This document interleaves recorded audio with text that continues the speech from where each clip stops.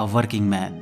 तो मूवी की शुरुआत होती है एक x royal marine commando Livon दिन रात एक कंस्ट्रक्शन वर्कर का काम कर रहा होता है, क्योंकि इसे अपनी बेटी को उसके नाना से वापस पाने के लिए कोर्ट में केस लड़ना था। क्योंकि इसकी बीवी के मरने के बाद इसकी बेटी की कस्टडी उसके नाना के पास थी और उसके नाना उसे इसे देना नहीं चाहते थे, क्योंकि वो अपनी बेटी की मौत का जिम्मेदार इसे मानते थे। क्योंकि इसकी बीवी को जब इसकी जरूरत थी तभी अपने काम में बिजी था। खैर, फिलहाल ये जिनके लिए काम करता था ये लोग बहुत अच्छे थे। इनका नाम जो ग्रासिया और क्लारा ग्रासिया था और ये थी इनकी बेटी जेनी। जेनी भी लिवॉन को बहुत मानती थी और इसे पता था कि ये एक कमांडो रह चुका है, तो ये इसे हमेशा फाइटिंग सिखाने को कहती रहती थी। पर लिवॉन इसे हर बार मना कर देता था, ये कहकर कि उसके होते हुए उसे फाइटिंग सीखने की कोई जरूरत नहीं।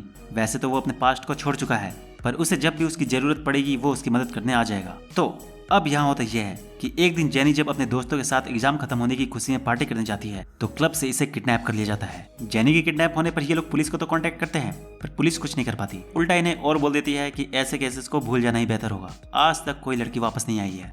यहाँ पुलिस से मदद ना मिलने पर ये लोग लिवॉन को मदद करने को कहते हैं, क्योंकि इन्हें भी पता था कि ये पहले कौन था और इसे ढेर सारे पैसे ऑफर करते हैं। पर ये इन्हें मना कर देता है, ये कहकर कि वो अब अपनी पिछली जिंदगी में वापस नहीं जाना चाहता। लेकिन इसकी भी एक बेटी थी, तो उनका दुख इसकी आंखों के सामने बार बार आ रहा होता है और इसे शांति नहीं मिलती। और इसने जेनी से वादा भी करके रखा था कि उसे जब भी उसकी जरूरत पड़ेगी वो उसकी मदद करने आएगा। तो ये अपने मन को मनाने के लिए अपने एक दोस्त के पास जाता है जिसका नाम गनी था। ये भी इसकी तरह एक एक्स मरीन था और इसका पार्टनर भी। तो गनी को जब ये सारी बात बताता है तो गनी इसे कहता है कि वो अभी तक रुका क्यों है। उसे भी पता है कि वो जीना की मदद करने का डिसाइड कर चुका है, तो फालतू में ये सब एडवाइस लेने में टाइम वेस्ट क्यों कर रहे हो। जिसके बाद बस फिर क्या, ये ग्रासिया के पास वापस आता है और इससे वादा करके कि वो जेनी को वापस ला कर रहेगा, उसे बचाने निकल जाता है। और सबसे पहले उस बार टेंडर को पकड़ता है जिसने अपने बार से जेनी को किडनैप करवाया था। इसे पीटने पर इसे पता चलता है कि ये सब रशियन माफिया का हिस्सा है। और जब इसे पता चलता है कि ये बस एक प्यादा है, इस पर टाइम वेस्ट करके कुछ हासिल नहीं होने वाला, तो ये इसे मार देता है और इसके पास से सारे पैसे चोरी कर लेता है, ताकि माफिया का कोई आदमी इसे ढूंढता हुआ यहाँ आए।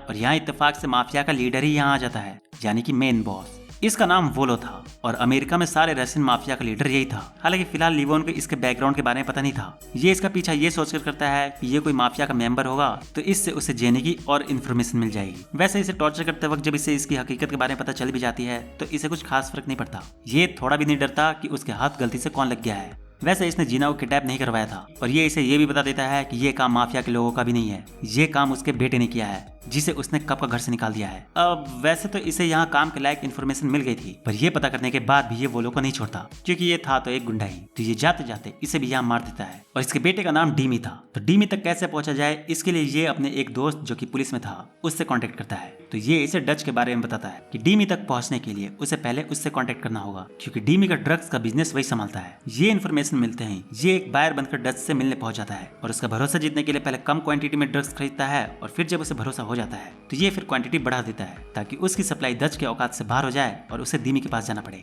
और ऐसा होता भी है। इसका डिमांड पूरा करने के लिए डच को इसे डीमी के पास लेकर जाना पड़ता है, जिससे अब इसे डीमी कैसा दिखता है, रहता कहाँ है, ये पता लग जाता है। वैसे उधर इसने जिस माफिया बॉस को मारा था उसका भाई साइमन अब इसके पीछे पड़ चुका था और अपने भाई की मौत का बदला लेने के लिए अपने 2 बेटों को इसे ढूंढने के लिए लगा देता है। पर अफसोस ऐसा करके वो अपने बेटों को भी खो देता है। ये जब डच के बार के बाहर नजर रखने गया हुआ था तब जिस लड़की ने जेनी को किडनैप किया था वो इसे देख लेती है और इसे डाउट होता है कि ड्रग्स मिलने के बाद भी ये उसके बार के बाहर क्या कर रहा है, जरूर कोई गड़बड़ है। तो जब वो अपने आदमियों को इसके पीछे लगाती है तब उसी वक्त साइमन के बेटे भी यहाँ इसके बारे में पूछताछ करने डच के पास आए हुए रहते हैं। तो इसकी खबर मिलते ही वो भी इसका पीछा करते हैं और यहाँ की पुलिस भी इनसे मिली हुई थी। तो भागने में जब लिवॉन थोड़ा जख्मी हो जाता है और पुलिस को देख कर रुकता है तब ये दोनों इसे इन दोनों के हवाले कर देते हैं, ये सोचकर कि ये अकेला क्या ही कर लेगा। जिसके बाद जैसे ही ये वापस होश में आता है इन दोनों को तुरंत निपटा देता है। हालांकि ऐसा करने पर इसके लिए मुसीबत थोड़ी और बढ़ जाती है। साइमन अपने भाई और अपने बेटों की मौत का बदला लेने के लिए डीमी को ढूंढता है और उससे इसके बारे में सारी डिटेल्स निकलवा लेता है, क्योंकि डीमी ने डील से पहले इसके ड्राइविंग लाइसेंस का कॉपी अपने पास रख लिया था। और इसका डिटेल निकालने पर साइमन को पता चल जाता है कि इसकी एक बेटी और इसका एक ससुर है। तो यहाँ होता यह है कि इससे बदला लेने के लिए साइमन इसके ससुर के घर को जला देता है। पर इससे एक चीज अच्छा ही होता है, ये जब यहाँ अपनी जान पर खेलकर इनकी जान बचाता है तो ये देखकर ये यहाँ पिघल जाते हैं और इससे अपनी पिछली गलती के लिए माफ कर देते हैं। वैसे उधर आर्टेमिस अपने बॉयफ्रेंड के साथ मिलकर जेनी को क्लाइंट के पास लेकर गई थी, पर इससे पहले उसके साथ कुछ गलत होता वो उस क्लाइंट को जख्मी कर देती है। हालांकि इससे डीमी बहुत नाराज होता है और इन्हें जेनी को मारने का ऑर्डर दे देता है। पर जेनी थोड़ी बहुत लड़ना जानती थी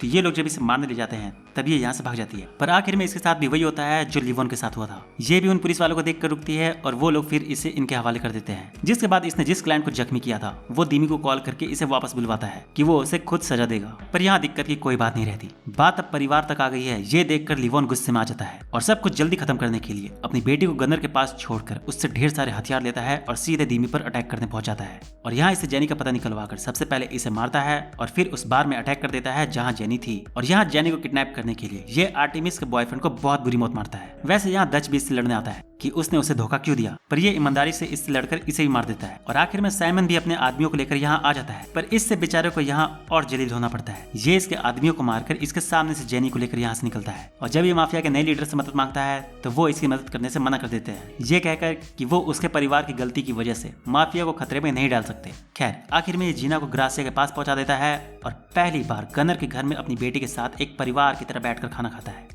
और इसकी ये टेंशन अब खत्म हो चुकी थी कि वो अब अपनी बेटी से दूर हो जाएगा और मूवी यहाँ खत्म हो जाती है। तो यार बस इस वीडियो में इतना ही। मूवी कैसी लगी कमेंट करके जरूर बताना और इस तरह की और मूवीज देखने के लिए चैनल को सब्सक्राइब करके बेल आइकन को प्रेस कर लो। तो मिलते हैं नेक्स्ट वीडियो में, तब तक के लिए बाय।